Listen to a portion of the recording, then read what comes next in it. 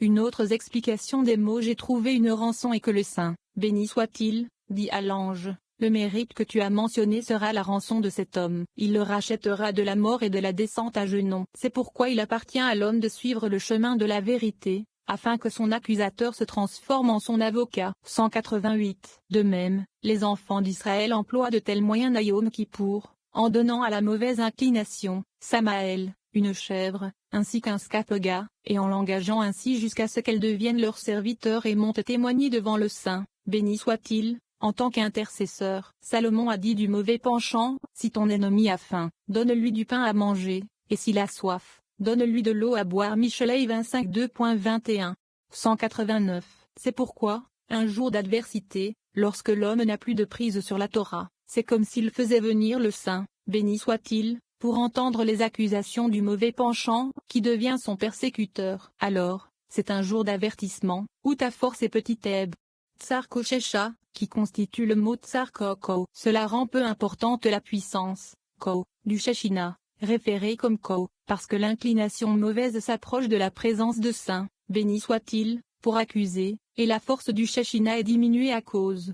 190. Venez et regardez, Hachem est bon, une forteresse au jour de la détresse. Il demande, quel est ce jour de détresse? Il répond, le moment où Ésav est venu accuser Yaakov. Il connaît ceux qui se confient en lui, c'est quand le jugement a été sévère pour lui et que Rachel est morte, comme nous l'expliquerons.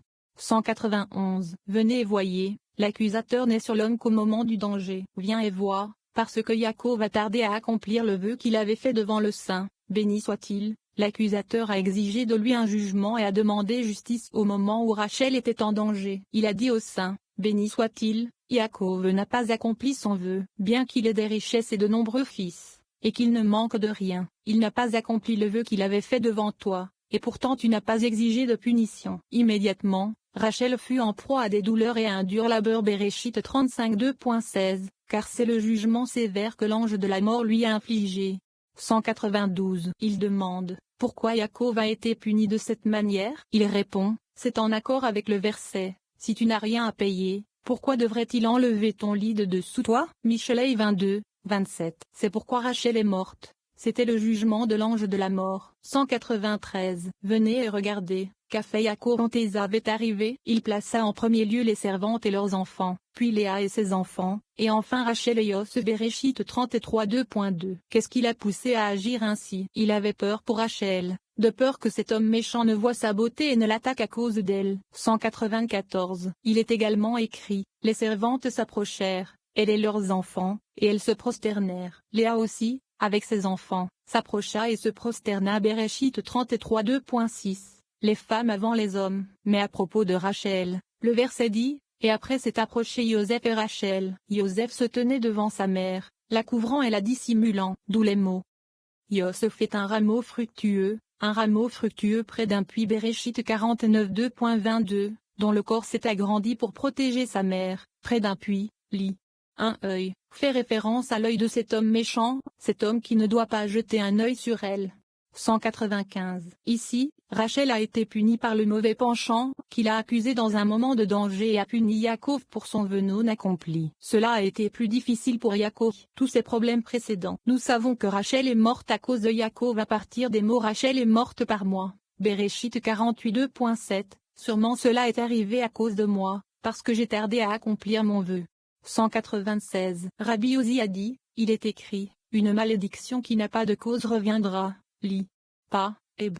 Lo, Lamed Aleph, à la maison. Michelet 26 2.2. Cela a été interprété comme Lo, Lamed Vav, moins à lui. Donc il est écrit, une malédiction qui n'a pas de cause lui reviendra. Cela nous apprend qu'une fois qu'un homme juste jure, même s'il n'avait pas l'intention de maudire, cette malédiction est reçue par le mauvais penchant, qui l'utilise pour accuser en cas de danger.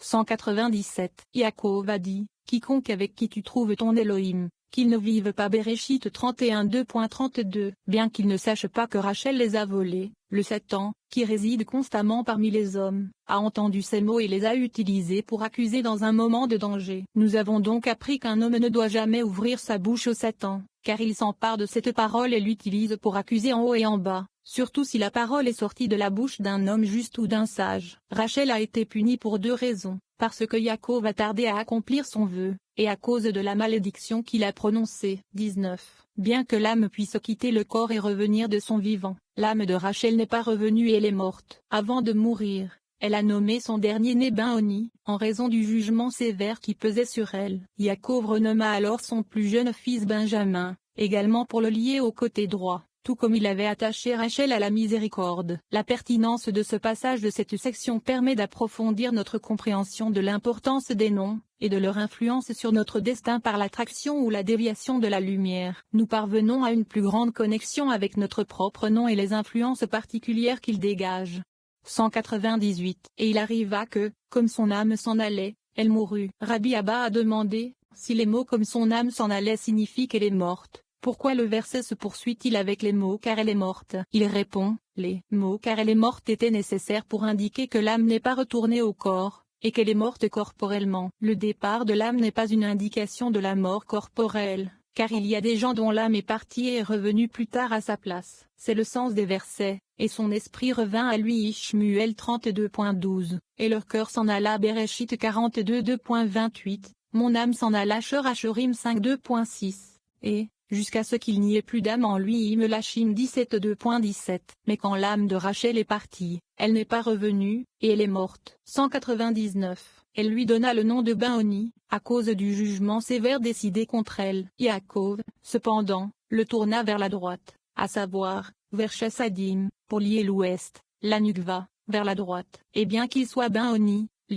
le fils de la douleur, de la Nukva du point de vue du jugement rigoureux, il est néanmoins le fils de la droite, car la Nukva s'est attachée à la droite. Il l'a donc appelé Binyamin, le fils du droit, parce qu'il a attaché Rachel au droit, au Chassadim. 200. Elle a été enterrée au bord de la route. Sa mort et son lieu d'enterrement étaient connus, et elle a été enfouie au bord de la route, dans un lieu ouvert. Mais la mort et le lieu d'enterrement de Léa ne sont pas enregistrés, bien que les 4 mères partagent un secret, comme cela a déjà été expliqué.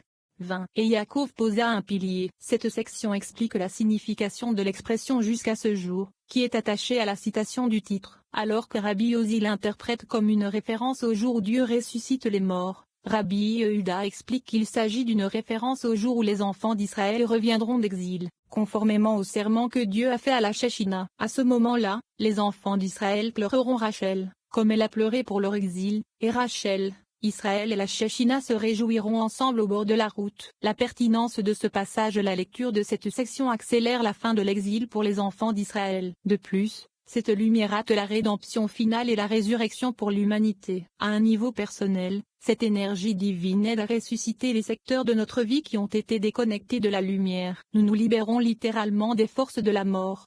201. Et Yaakov plaça un pilier sur sa tombe. Rabbi Yosi a demandé, pourquoi l'Écriture ajoute-t-elle les mots à ce jour? Il répond, parce que sa sépulture restera à découvert jusqu'au jour où le Saint, béni soit-il, ressuscitera les morts. Ainsi, il est dit, à ce jour, le jour même de la résurrection. 202. Rabbi Yehuda dit que jusqu'à ce jour se réfère au jour où la Shechina rapatriera les enfants d'Israël de l'exil vers le lieu de sépulture de Rachel, comme il est écrit, et il y a de l'espoir pour votre avenir, dit Hachem, et vos enfants reviendront de nouveau sur leurs propres frontières. Yirmeya 31:2.16. C'est le serment que le Saint, béni soit-il, a fait aux Shechina. Et les enfants d'Israël, à leur retour d'exil, se tiendront près de la tombe de Rachel et pleureront, comme elle a pleuré pour l'exil des enfants d'Israël. C'est pourquoi l'Écriture dit, ils viendront en pleurant, et c'est par des supplications que je les accueillerai. Ibidem 8. Et car ton travail sera récompensé. Ibidem 15. À ce moment-là, Rachel se réjouira sur la route avec qui Israël et la Shechina, comme cela a déjà été expliqué. 21. Rabbi Yehuda discute de la puissance et de l'influence de la Torah pour les morts. Lorsque l'âme de celui qui travaille dans la Torah quitte ce monde,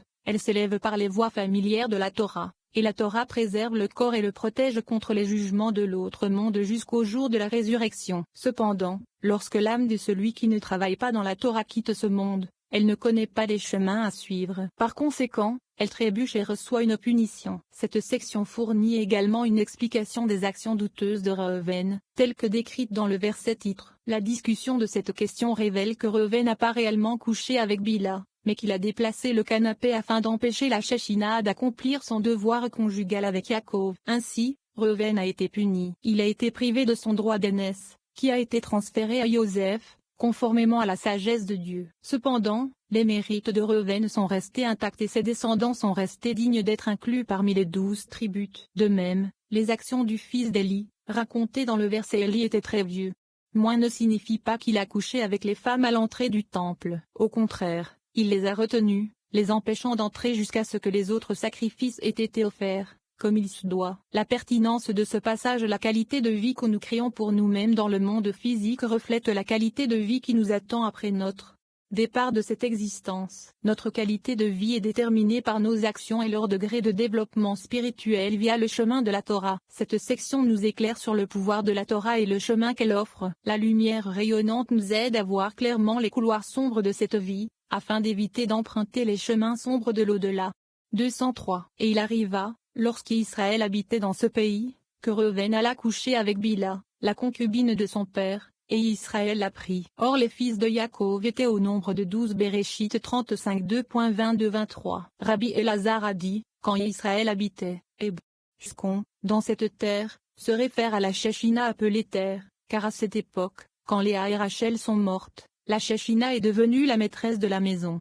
204. Il demande, pourriez-vous penser que Reuven a couché avec Bila? Il répond, tant que Léa et Rachel étaient vivantes, la Shechina planait sur elles. Une fois qu'elles sont mortes, la Shechina n'a jamais quitté la maison, mais elle a habité dans la demeure de Bila. Il demande, bien qu'il soit approprié que la Shechina soit maîtresse de la maison, c'est-à-dire qu'elle soit unie à Yaakov après la mort de Rachel, pourquoi a-t-on dit que la Shechina demeurait avec Bila? Il répond, elle ne planerait pas ouvertement autour de la maison si Yaakov n'avait pas formé une union entre un homme et une femme. Par conséquent, la Shechina devait se trouver dans la tente de Bila, là où il y avait une union entre un homme et une femme. 205. Lorsque Reuven vit que Bila avait hérité de la place de sa mère, il bouleversa le lit de Yaakov en l'emportant. Comme la Shechina était dessus, il est écrit comme s'il couchait avec Bila. Rabbi Elza dit qu'il a dormi sur le même lit, montrant ainsi un manque de respect pour la Shechina. Pour cette raison, le verset indique que c'est comme s'il avait couché avec elle. Mais parce qu'il n'a pas péché, il n'a pas été exclu des 12 tribus. C'est pourquoi l'Écriture fait le compte, en disant, les fils de Yaakov étaient 12, puis Reuven, le premier-né de Yaakov, le nommant ainsi chef de toutes les tribus. 206. Rabbi Yehuda a ouvert la discussion avec le verset car les voies d'Hachem sont droites, et les justes y marchent, mais les transgresseurs y trébuchent. Osée 14h10. Toutes les voies du Saint, béni soit-il, sont justes et ses chemins sont vrais, mais les gens dans le monde ne savent pas ou ne se soucient pas de ce sur quoi ils sont basés. Les justes y marchent, car ils connaissent les voies du Saint, béni soit-il, et étudient la Torah. Quiconque est occupé à l'étude de la Torah les connaît bien et foule les sentiers de la Torah, sans jamais dévier à droite ou à gauche. 207. Mais les transgresseurs trébucheront en eux. Ces mots font référence aux méchants, qui n'étudient pas la Torah ou ne se soucient pas des voies du Saint, béni soit-il, ou ne savent pas où ils vont. Parce qu'ils ne savent pas comment observer, et ne s'occupent pas de la Torah, ils trébuchent dans ce monde et dans le monde à venir. 208. Venez et voyez, lorsqu'un homme qui étudie la Torah décède, son âme s'élève par les chemins et les voies de la Torah, qui sont connus de ceux qui suivent les voies de la Torah dans ce monde. Après leur mort, ils foulent ces chemins dans l'autre monde. 209. Lorsque ceux qui n'étudient pas la Torah dans ce monde, ceux qui ne sont pas familiers avec ses routes et ses chemins, quittent ce monde, ils ne savent pas quel chemin prendre et ils trébuchent. Parce qu'ils ont choisi des voies qui ne sont pas celles de la Torah, de nombreux jugements s'élèvent contre eux, et ils sont punis. 210. Pour celui qui étudie la Torah, il est écrit, quand tu te coucheras, elle veillera sur toi, quand tu te réveilleras, elle te parlera. Michelet 6h22. Quand tu te coucheras dans la tombe, la Torah veillera sur toi depuis le jugement de ce monde. Quand tu te réveilleras fait référence au moment où le Saint, béni soit-il, relèvera les esprits et les âmes qui ressusciteront les morts. Ensuite, il te parlera, étant l'avocat du corps, afin que les corps qui ont étudié la Torah se lèvent d'une manière appropriée. Ce sont ceux qui ressusciteront les premiers pour la vie éternelle, comme il est écrit, et beaucoup de ceux qui dorment dans la poussière de la terre se réveilleront, les uns pour la vie éternelle. Daniel 12:2. Ceux qui s'occupent de la vie éternelle, la Torah, se réveilleront pour la vie éternelle. 211. Venez et regardez, les corps de tous les étudiants de la Torah seront préservés, et la Torah les protégera. La raison en est que le Saint, béni soit-il, suscitera un vent, composé de 4 vents, Shoma, Bina, Tiferet, et Malkout. Ce vent apparaît devant ceux qui ont étudié la Torah et les fait revivre à la vie éternelle. 212. Tu diras peut-être qu'il est écrit, À propos des morts qui est chose que la ressuscité, vient des quatre vents, souffle, aussi, vent, y est chose quel 37 de